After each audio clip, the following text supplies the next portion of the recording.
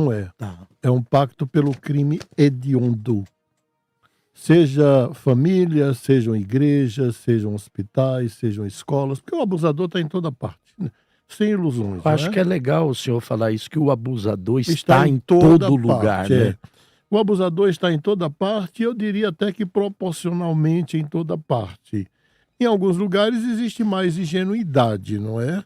Então, por exemplo, eu já atendi inúmeros casos em que garotas foram estupradas na cama da mãe, Meu Deus. com a mãe se fingindo de morta, ou pelo pai, ou pelo padrasto, ou pelo namorado. Isso aqui em São Paulo, né? Meu Deus. Sim. Então existe um pacto pelo crime hediondo dentro da própria família. E para não criminalizar a família, né? Porque são algumas famílias, eu diria que isso ocorre proporcionalmente em todas as instituições aonde nós estamos. Então, primeiro, sem ingenuidade. Nós não estamos falando de... O abusador não é um doente mental. O doente mental raramente comete crime. Doença mental não é sinônimo de criminoso. Quando o doente mental comete um crime, o crime já é descoberto automaticamente. Por quê? Porque um doente mental não dissimula. Ele é o mesmo em toda parte. O senhor diz que ele não tem a ideia de esconder o que ele faz. Não tem. Quando ele estupra, logo se descobre. Quando ele mata, logo se descobre. Não tem doente mental serial killer. O criminoso é diferente. Então, existe uma tentativa, especialmente de alguns setores da mídia, de associar o abusador à doença mental. Isto é danoso para a sociedade. Nós temos que associar o abusador ao criminoso, porque ele é criminoso e é um crime hediondo. E, do meu ponto de vista, a mãe, nós vamos aprofundar isso aqui, muitas dessas mães que são cúmplices, pastor Calixto, eu já atendi meninas que a mãe segurou no colo para o pai estuprar. Estas mães, elas vêm de uma longa geração de mulheres abusadas, que é o trauma transgeracional. E, se você, quando a gente levanta, tem a dinastia lá do pai abusador, do avô abusador, do tataravô abusador, do tio abusador. O senhor está dizendo que o abusado de ontem pode se tornar o abusador de hoje? O abusado de ontem, ele só tem 3 caminhos. A tomar. O abusado de ontem. Tá. Né? Primeiro que eu queria destacar que uma criança abusada... Abusar uma criança é mutilar a alma dessa criança, é mutilar o espírito, é mutilar o corpo, é mutilar a alma. O senhor está dizendo que o abuso não fica só no aspecto físico. Não, é isso? É espiritual também, é Meu psicológico também. Os pastores aqui, os pastores podem testificar isso melhor do que eu. Agora eu queria falar os 3 caminhos do abusado. O primeiro caminho, que é absolutamente desconhecido do público em geral, é a identificação com o abusador. Peraí, doutor, o que o senhor está dizendo é mais ou menos aquela síndrome do Estocolmo? Exatamente, mas é mais profundo. Por quê? A criança abusada, ela tenta denunciar, a mãe conivente, o pai conivente, não acredita, entre aspas, não é? Porque o abuso deixa marcas. Se a criança está dizendo que foi abusada, que o tio, a tia ou alguém fez alguma coisa errada, e a criança expressa isso até nos seus brinquedos. A criança abusada, ela vai, inclusive, incorporar o espírito do abusador na escola. Ela vai simular o ato sexual com outras crianças.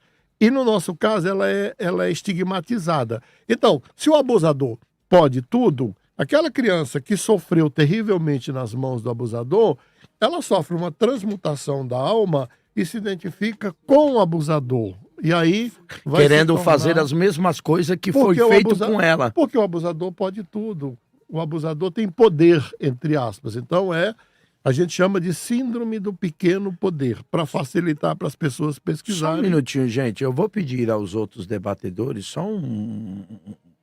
dar uma licencinha na questão do tempo, que eu acho muito importante essas 3 identificações que o doutor Antônio está fazendo. E aí depois todos nós podemos caminhar por isso, mas eu acho muito importante essa identificação por exemplo, da criança que ela acaba se identificando com o abusador. Sim. Porque o que o senhor está falando Sim. é coisa que a gente, que somos pastores, já vivemos isso no Sim. dia a dia, observamos lá. Por favor, doutor. Sim. Então, essa identificação vai gerar, nós vamos gerar, pelo abuso, uma série de abusadores. Então, a produção em série. Tá. Esse é o primeiro caminho, que é o mais natural. Tá. Se ele pode tudo, ele tem o poder. Então, eu vou assumir que, na verdade, a gente chama de síndrome do pequeno poder, porque é um falso poder. Tá. Por isso eu estou citando o termo técnico para algum psicólogo, psiquiatra, além dos que nos seguem nas redes sociais, identificar na literatura, né? Inclusive tem obras maravilhosas escritas no Brasil sobre isso.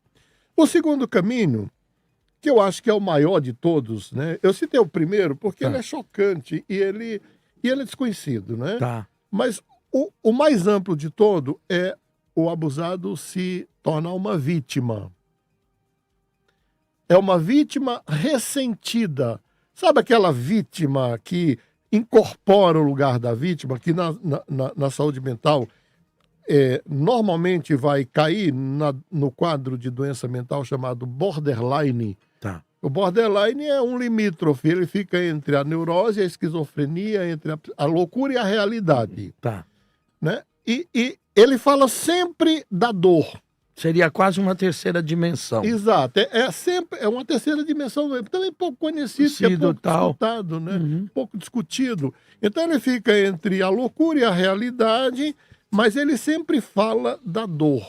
Ele não larga a dor. Parece que a dor é o único bem que ele tem. Isso o senhor já deve ter atendido no gabinete pastoral o tempo todo, porque essas pessoas, elas inclusive não evoluem em terapia, porque elas são uma ferida aberta e uma vítima ressentida. Então, este é o terceiro caso. O segundo caso. E o terceiro caso é aquele que silencia e se fecha, que eu chamo de envelopados, porque não tem uma classificação na saúde mental. Por que eles são envelopados? Porque eles são fechados espiritualmente, fechados afetivamente, e lacrados sexualmente, né? São mulheres que, se o homem toca, não só ela congela, mas às vezes tem quadros como o chamado de espaurenia, que são de mulheres abusadas, que, neste caso, diante da possibilidade da relação sexual, ela sente até desejo, mas o músculo vaginal se fecha com tanta violência que não só não permite a penetração, mas ela sofre a dor. É como se ela estivesse sendo violentada de novo, todas as vezes que o marido se aproxima. O senhor está dizendo que ela será uma eterna virgem. Uma eterna virgem.